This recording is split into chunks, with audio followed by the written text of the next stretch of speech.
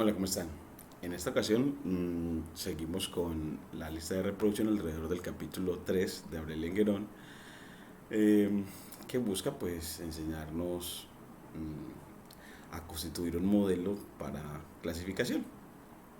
En esta lista de reproducción vamos a ver cómo el SGD Classifier, la clase de SGD Classifier de Scalar del módulo Linear Model, pues nos permite constituir un clasificador multiclase de manera nativa, es decir, que ya no necesita de las estrategias one versus res o one versus one que se utilizan, que se requieren cuando se tiene un modelo, un algoritmo que de forma nativa no sirve para clasificación multiclases, sino que lo que hace de forma nativa es clasificación binaria, como son las máquinas de soporte vectorial y que son solamente para clasificación binaria y por ejemplo la regresión logística. Entonces vamos a ver cómo lo hacemos, solo que nos va a mostrar que, bueno, entonces entrenemos un modelo lineal como el SGD Classifier para clasificación multiclase.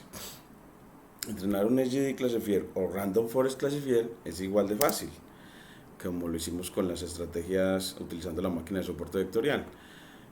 Porque lo único que debemos de hacer es de Scalar tomar al módulo Linear Model y de él la clase SGD Classifier para instanciar un modelo que trabaja de manera aleatoria y por eso le establecemos una semilla aleatoria, un estado aleatorio en un número que nos guste, por ejemplo 42, y entrenamos con todas las 60.000 imágenes y todas las 60.000 etiquetas para clasificación multiclase. Eso demora, el entrenamiento demora alrededor de casi 3 minutos, más de 2 minutos y medio, para que la aprenda, este algoritmo entrene con las imágenes de entrenamiento a predecir. Entonces se demora alrededor de 2 minutos, bastante largo. Y si le pedimos una predicción, pues él es capaz de decirnos, bueno, pues con una predicción limpia, es decir, en el conjunto de testeo que él no lo ha visto, él con el método Predict me dice que las 5 primeras imágenes corresponden, la primera a un 7, la segunda a un 2, la tercera a un 1, la cuarta a un 0 y la quinta a un 4. Y las etiquetas, las primeras 5, pues nos muestran que hay coincidencia, es decir, en datos nuevos, en las primeras 5 imágenes, él predice muy bien. Mire que las etiquetas, el vector de etiquetas de las 5 primeras imágenes corresponde a las 5 primeras predicciones. Por lo tanto, uno ve como que parece que nuestro modelo se comporta muy bien. Eh, Luego vamos a poner aquí en azul nuestra celda para salir de ella. Y luego también vemos que cuando yo le estoy dando una sola instancia de testeo, por ejemplo, y le aplico el atributo Nedim, él me dice que cuando es una sola, la dimensión de ese arreglo de NumPy es de 1 y generalmente para aplicarlo al método predict es mejor que la dimensión sea de 2. Por ejemplo, en test, si yo le hago un np array y poniendo a esa instancia en una lista, lo que voy a obtener es un arreglo dos dimensional. Entonces así la primera imagen de testeo ya se volvió dos dimensional y de esa manera yo puedo aplicarle el método predict. Entonces aplicamos el GD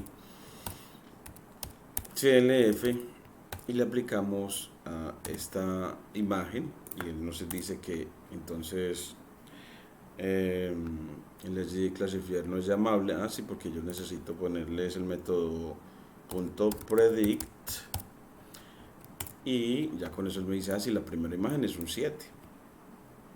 Entonces debemos recordar que siempre para aplicar el método predict él debe actuar sobre un objeto dos dimensional y una manera de hacerlo que sea dos dimensional es coger a la instancia y convertirla en un array metiéndola a esa instancia en una lista de Python, constituir con ella una lista de Python.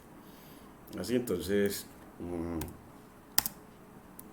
podría mostrar que efectivamente el arreglo es 2-dimensional en esta tupla y que la predicción para ella es que es un 7. Entonces, y efectivamente lo es, porque hemos visto en la diapositiva anterior de que efectivamente la primera imagen de testeo correspondía a un 7. Entonces así vemos cómo funciona de bien. Y bueno, esta vez Skillert no tuvo que ejecutar ni one versus rest ni one versus one, porque los clasificadores de GD pueden clasificar directamente las instancias en varias clases. El método Decision Function ahora devuelve un valor por cada clase. Entonces veamos la puntuación que el SGD le asignó a cada clase. Entonces uno le puede poner una sola instancia, por ejemplo a la primera, y aquí otra vez tenemos que decirle np.array y colocar a esa instancia en una lista de Python. Por lo tanto la delimitamos con corchetes y de esta manera ya le podemos pedir que prediga, que aplique el método Decision Function a esa instancia, np.array xtest. Bueno, aquí parece que tenemos, vamos a ver aquí, sí nos falta un paréntesis, y ahora sí él nos dice, bueno, pues esta instancia, esta primera imagen que era un 7, le corresponden este array de puntajes, un array que tiene 1, 2, 3, 4, 5, 6, 7, 8, 9, 10 puntajes. Y como él por defecto, el umbral de decisión está en 0, entonces el que esté por encima de 0 nos dé el puntaje que corresponde al que sea positivo. Miren que todos son negativos excepto el que corresponde a la clase del 0, 1, 2, 3, 4, 5, 6, 7.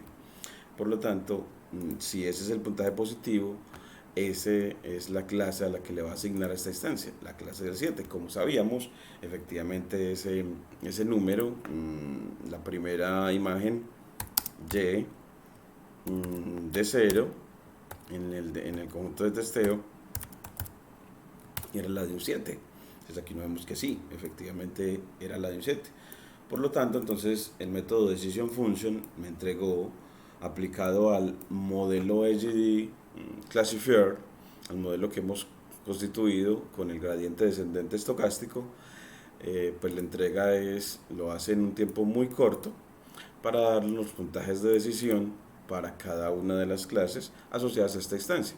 Entonces para la clase del 0 le da un puntaje negativo, para la clase del 1 le da un puntaje negativo, para la clase del 2 un puntaje negativo, para la clase del 3 un puntaje negativo, la del 4 un puntaje negativo, la del 5 un puntaje negativo, la del 6 un puntaje negativo, y para la única que da un puntaje positivo es para la clase del 7.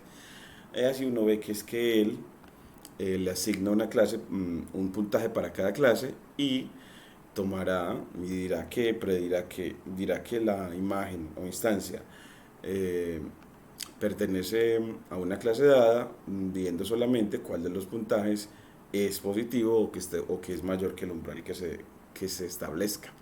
Entonces, así vemos cómo funciona.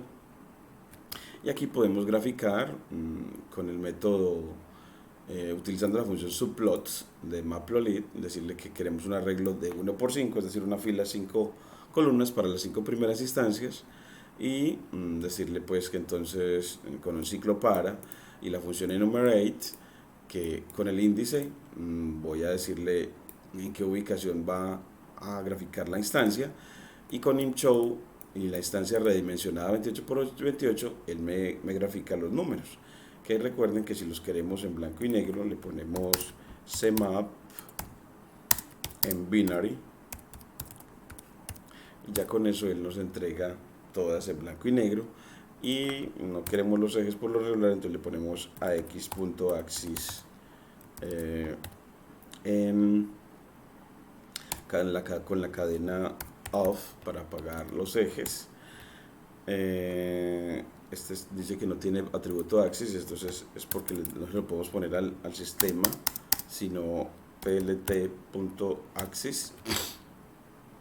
y ya sí me lo hizo, pero nada más le quitó los ejes a la última.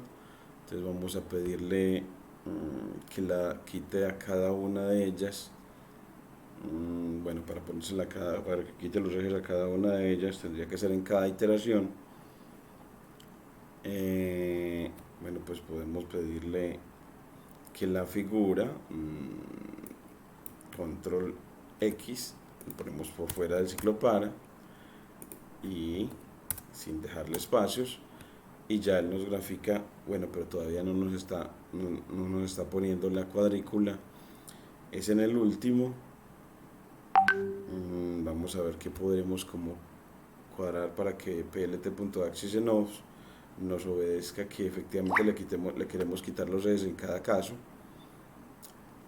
Vamos a decirle en cada gráfico, sí, entonces le ponemos ax punto,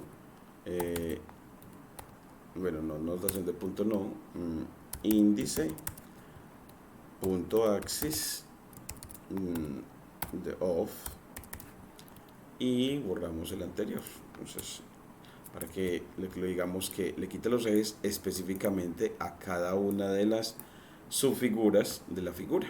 Entonces aquí ya miren que ahora sí logramos que no nos dejara los ejes en cada una de las figuras. Entonces lo que debemos de hacer es que en cada una aplicamos el método axis en cada una de las figuras. Por eso le tenemos que dar a X y el índice de la figura.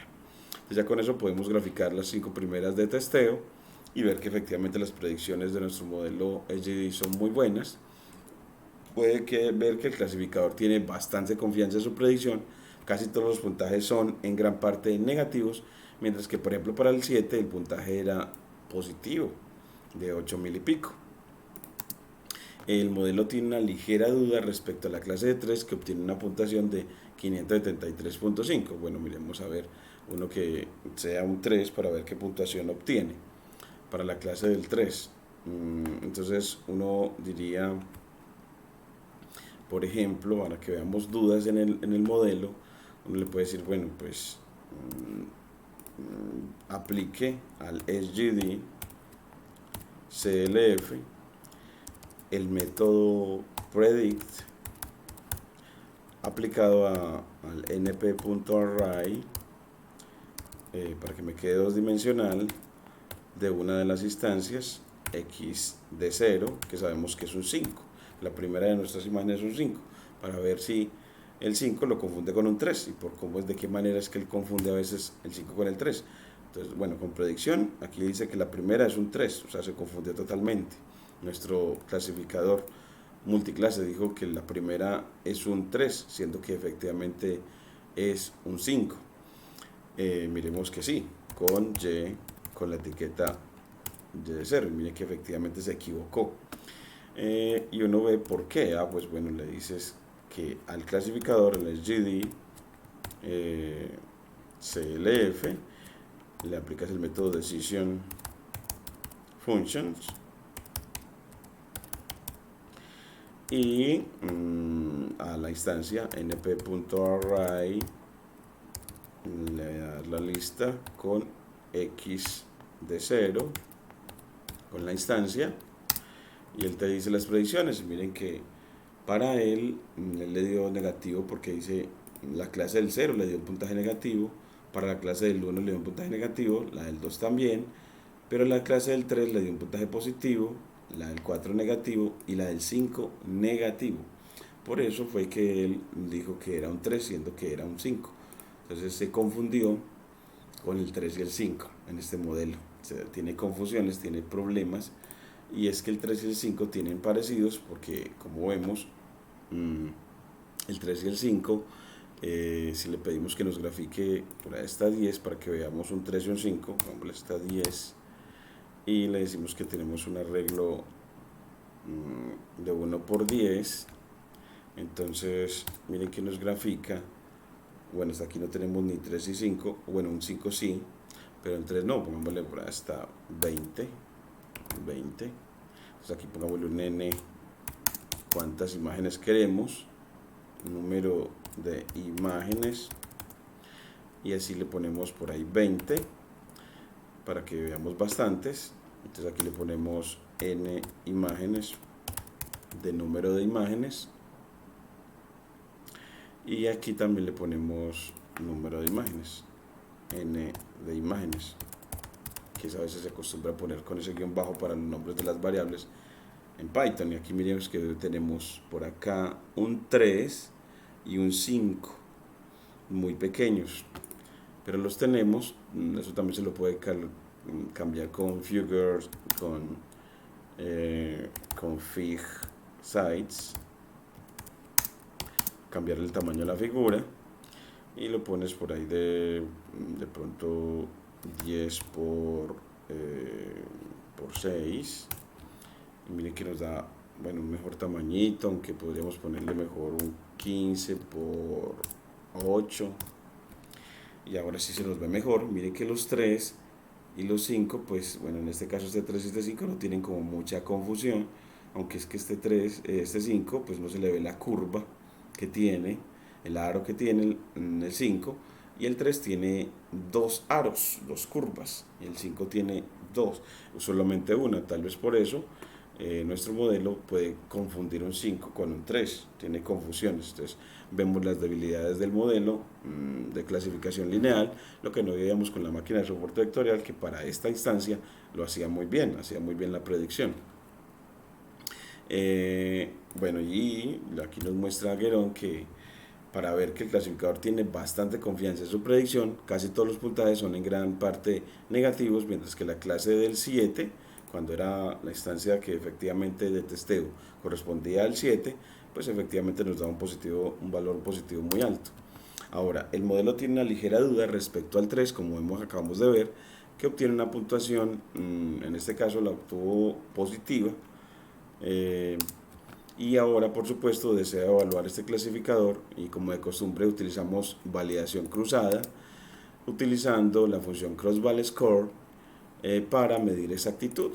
Aquí vamos a utilizar la medida de desempeño y exactitud porque consideramos que las clases están balanceadas. En nuestro dataset MNIS las clases están más o menos balanceadas. La clase del 0, la clase del 1 están más o menos balanceadas. Usted puede ver eso, uno lo puede ver como por qué, y uno, miremos, por ejemplo, bajemos al cuaderno para verificar que efectivamente están balanceadas. Usted le puede decir, vea, miremos que están balanceadas.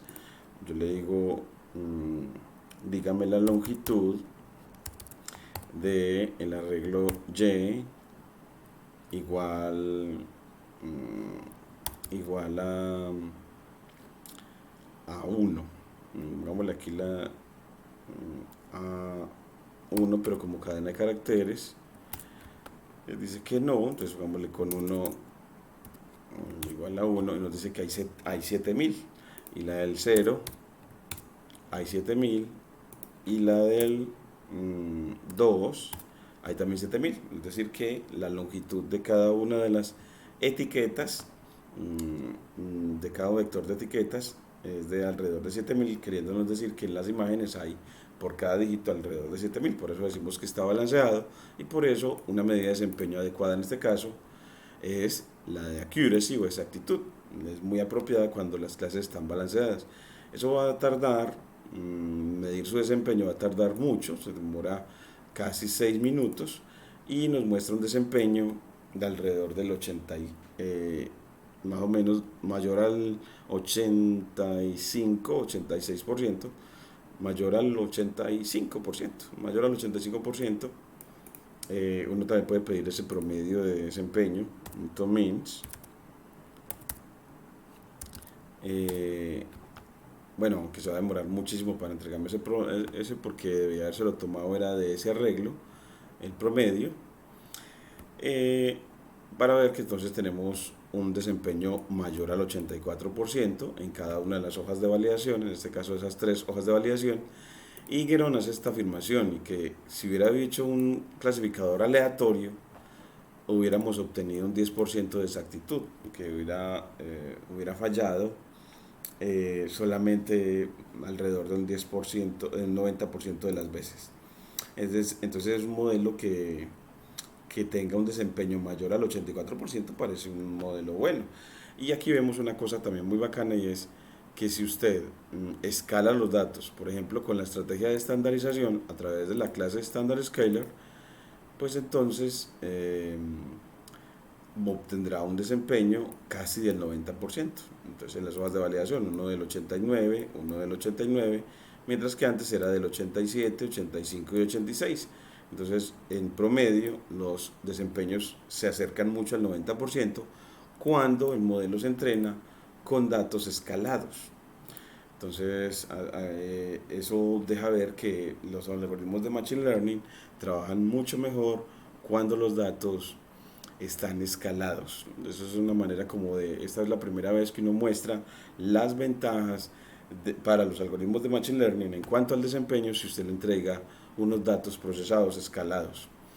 Lo hemos mencionado que era necesario escalarlos en el capítulo 2, cuando hicimos el modelo predictivo para precios de vivienda, pero nos lo habíamos visto en realidad, lo habíamos hecho la práctica y aquí Guerón nos la presenta. Entonces, pero en realidad, miren que mostrar eso se demora casi 20 minutos, mostrar que efectivamente el desempeño con los datos escalados contra el desempeño en las hojas de validación con los datos no escalados, pues varían mucho. Entonces, y si con los datos escalados, pues los porcentajes de desempeño se acercan al 90%, mientras que sin escalar siguen siendo alrededor del 86% en promedio. Ya en el próximo video vamos a ver sobre y cómo utilizamos la matriz de confusión para que en clasificación multiclase podamos ver globalmente cómo es el desempeño de nuestro clasificador. Entonces así también vamos a tener otras medidas, una medida muy completa de desempeño que es la matriz de confusión, pero como con MathShow podemos esa matriz de confusión verla de una manera como un mapa de calor que nos indique, nos muestre claramente dónde están los errores de nuestro clasificador, podamos ver dónde están los errores. Aquí nada más podemos ver como su desempeño general, pero no podemos ver exactamente dónde están los errores.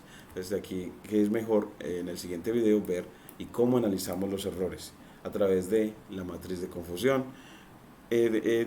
graficada como un mapa de calor. Entonces, no se pierdan pues, sigan suscribiéndose a mi canal para seguir recibiendo toda la línea de reproducción o la lista de reproducción alrededor del capítulo 3 de Guerón, para uno en realidad ver todo el abanico de formas de clasificación. Ya vimos clasificación binaria y clasificación multiclase, luego vamos a ver clasificación multietiqueta y demás, todo el abanico que Guerón nos presenta para enseñarnos a clasificar en Machine Learning. No olvide también colaborarnos con su like o su dislike, que nos permite evaluar la manera como estamos constituyendo esta didáctica de la ciencia de datos en nuestro grupo de investigación. Muchísimas gracias. No olvide dejar también la campanita para que le lleguen los nuevos videos cada vez que estés suscrito en nuestro canal, y te agradezco mucho el escuchar y ver nuestro video. Muchas gracias.